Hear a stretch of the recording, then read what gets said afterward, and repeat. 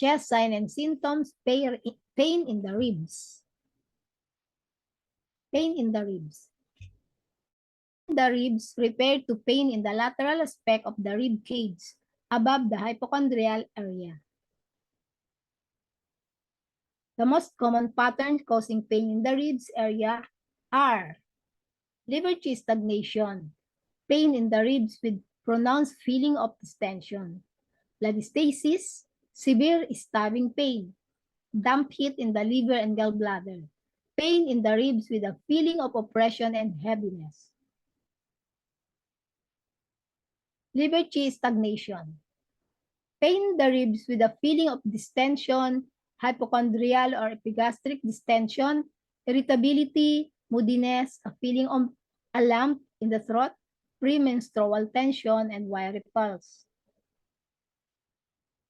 Liver bladdystasis, severe pain in the ribs, hypochondrial pain, abdominal pain, painful periods, irregular periods, menstrual blood, dark and clotted, masses in the abdomen, purple nails and lips, purple or dark complexion, dry skin, purple tongue, wiry or firm pulse,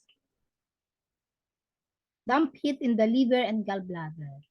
So the pain in the ribs, there is feeling of oppression and heaviness in the ribs, bitter and sticky taste, burning on urination, excessive vaginal discharge, irritability, a feeling of oppression of the chest, nausea, vomiting, dark urine, tongue with red side and sticky yellow tongue coating, wiry, slippery, rapid pulse.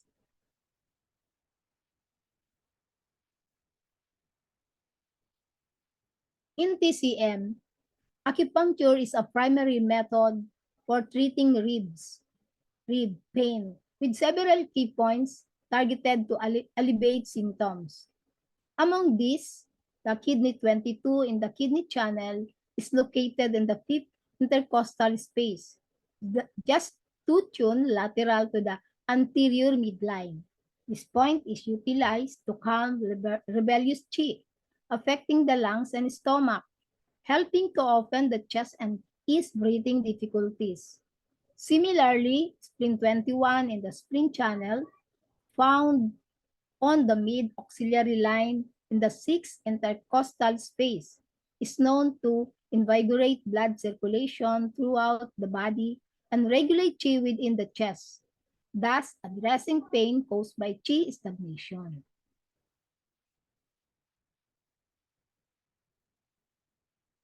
Spleen 21, the spleen channel, found on the mid-axillary line in sixth intercostal space, is known to invigorate blood circulation throughout the body and regulate chi within the chest, thus addressing pain caused by chi stagnation.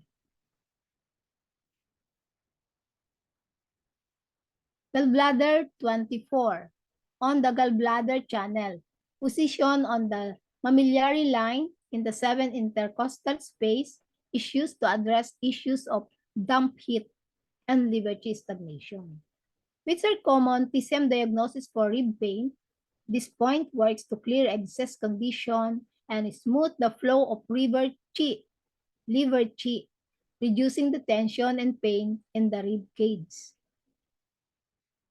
Liver 13 and bladder 47 provide complementary benefits by invigorating liver chi and harmonizing the liver and spleen, as well as resolving liver chi stagnation and supporting the ethereal soul, respectively, thereby contributing to the holistic treatment of rib pain in TCM.